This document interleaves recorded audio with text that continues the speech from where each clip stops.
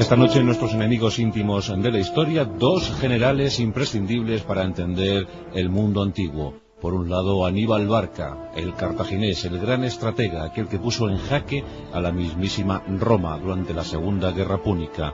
Por otro, Escipión, Publio Cornelio Escipión, llamado el Africano, por su resonante victoria en Zama. Dos mentalidades opuestas, pero unidas por la guerra, por la brillantez, por la lucidez a la hora de combatir, a la hora de dirigir tropas. Dos personajes auténticamente legítimos para dar vigor, para dar sentido al mundo antiguo, ese que nos edificó la personalidad. Aníbal Barca era hijo de Amílcar, del gran general Amílcar. Pues aunque perdieron la guerra los cartagineses, la primera guerra púnica, esa guerra que les enfrentó a Roma, por la lucha, por la pugna, por la autoridad en el Mediterráneo occidental y oriental, pues Amílcar desde luego salió triunfal, perdedor en la guerra, pero victorioso ante los suyos, porque sus combates fueron ciertamente gloriosos allá en Sicilia. Sus hijos dieron buena muestra de la genética que les había infundido el progenitor. Y con tan solo 9 años de edad, Aníbal acompañaba a su padre en 237 a.C. a la campaña punitiva contra las tierras íberas. Previamente, en el templo del dios Baal, habían jurado odio eterno a Roma. Esa camada de leoncillos, como así gustaba denominar a sus hijos Amílcar, pues darían muy buena medida del poder cartaginés. La Segunda Guerra Púnica estaba a punto de estallar. Tras la muerte de Amílcar, en situación violenta, le sucedió su yerno Asdrúbal el Bello, aquel que fundara Cartago Nova. Y cuando falleció este, víctima de un soldado iracundo, Aníbal, con tan solo 26 años, asumió el mando de las tropas cartaginesas acantonadas en Iberia. La situación no es que gustasen demasía a los sufetes cartagineses, pero los tiempos imponían su demanda, y esta era que Aníbal dirigiera las tropas de Cartago hacia las puertas de Roma. Una expedición como jamás se había visto en aquel mundo antiguo: 100.000 infantes, más de 12.000 jinetes, 50 elefantes. En una gesta sin igual atravesaron los Pirineos y también los Alpes. De todos los elefantes, tan solo uno quedó vivo para llevar en sus lomos al enfermizo Aníbal. Aníbal, en los pantanos del norte italiano, había perdido un ojo, víctima de un tracoma, y bueno, pues mientras se recuperaba, iba a lomos de ese único elefante. Así que la gesta de los elefantes de poco sirvió, tan solo para llevar a Aníbal durante unos cuantos kilómetros. Pero Roma se enfrentaba a la Segunda Guerra Púnica y a la mente más brillante de aquel tiempo, Aníbal. En una suerte de batallas, Tesino, Trasimeno y Canás, la heroica Canás, celebrada en agosto de 216 a.C., los cartagineses, bien dirigidos por Aníbal, sometieron a una durísima prueba a los romanos, los cuales no cesaban de perder legiones, enviándolas de forma infructuosa a estamparse contra los muros de los escudos íberos, celtas, contra la caballería ligera númida, contra los libios, esa fuerza multinacional dirigida por el cartaginés. Uno de los soldados romanos que aprendieron a base de derrotas fue Publio Cornelio Escipión. Él estuvo en Canás, él estuvo en Tesino. Él incluso tuvo que salvar la vida de su progenitor, de su padre, en una durísima prueba de caballería. Supo todo lo que había que saber de la guerra gracias a Aníbal. Aprendió a base de palos, a base de mandobles, cómo debía comportarse en un campo de batalla. Y muy pronto, Publio Cornelio Escipión, 11 años menor que Aníbal, había nacido en 236 a.C., se hizo con fama suficiente para granjearse la amistad de los senadores republicanos romanos, y estos le confiaron las tropas. Escipión puso pie en tierra hispana, y en una operación de guerra relámpago tomó el control de Cartago Nova. Juró vengar la muerte de su padre y tío en Cástulo, en actual Linares, en Jaén. Allí habían muerto los Escipiones. Y en esos apenas 4 años sometió a la tierra íbera y la cedió al control de Roma. En 206 a.C., Escipión regresaba a Roma para recibir el triunfo. Tenía tan solo 30 años y era el personaje más querido, más popular de toda la República Romana. Mientras tanto, Aníbal, que tenía la victoria en su mano tras la gran hazaña de Canás, pues decidió no tomar Roma. Se quedó a las puertas. Nadie sabe qué operó en su mente para que no asumiera semejante decisión. Lo cierto es que las tropas cartaginesas avanzaron hacia el sur, tomando eso sí la segunda ciudad en importancia de Roma, Capua, y allí se estableció para esperar unos años. ¿Acaso la sublevación de las tribus latinas federadas a Roma? O vaya usted a saber qué.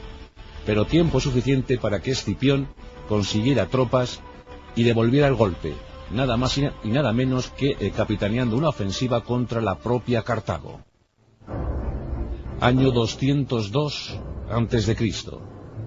Las tropas romanas, apoyadas ahora sí por la caballería númida, se despliegan ante los efectivos cartagineses dirigidos por un Aníbal que había tenido que volver a toda prisa desde Italia para defender su capital natal, su ciudad natal.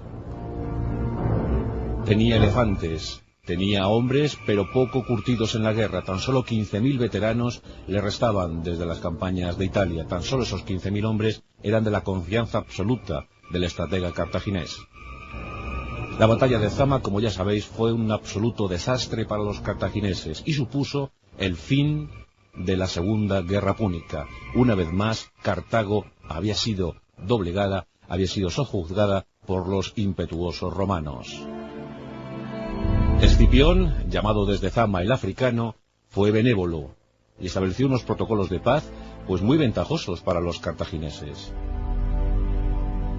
Pero la estrella de Aníbal todavía no había sucumbido, no se había apagado. Y de hecho, 7 años después del desastre de Zama, era el sufete principal, era el jefe principal de Cartago. Confiaba en recuperar fuerzas, en renovar bríos, para devolver la ofensiva a Roma y esta vez sí vencer. Pero Roma ya no quería sorpresas, se había enterado de la maniobra del cartaginés y exigió la cabeza de Aníbal. Aníbal, también víctima de las conjuras internas, tuvo que escapar, en esta ocasión a Siria, a la corte del rey Antíoco III, quien también libraba su particular guerra contra los romanos. Y durante un tiempo Aníbal se convirtió en el comandante de los ejércitos de Antíoco III. Pero tras algunas batallas, Aníbal ya no era aquel de Canás, pues perdido, debilitado, tuvo que volver a escapar. En esta ocasión llegó a las tierras de Bitinia, donde reinaba el rey Prusias. Los romanos le perseguían, querían a toda costa ejecutarle, eliminarle. Escipión se había convertido en su más fiel perseguidor, aunque también, hay que decirlo, le rendía una encendida admiración. Nunca sabremos si este encuentro que vamos a relatar se produjo. Se vieron, eso sí, se vieron en Zama, cuando se firmó la paz. Pero se vieron después. Es difícil precisarlo, pero cuenta la historia, o acaso la leyenda, que en una ocasión ambos genios militares se entrevistaron. Mantuvieron una conversación larga y tendida. Y dice esa leyenda que en un momento de la charla, Escipión, muy envalentonado por su gran gesta, al ser el gran triunfador de la Segunda Guerra Púnica, espetó a su interlocutor: dime, Aníbal, a tu juicio, ¿cuáles son los 3 grandes generales de la historia?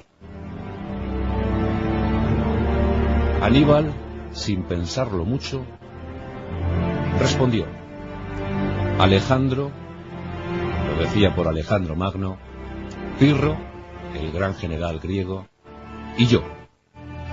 Escipión, un poco sorprendido por esta respuesta, en ese momento él era el vencedor, él era el número 1, le dijo: ¿y si tú hubieses ganado en Zama?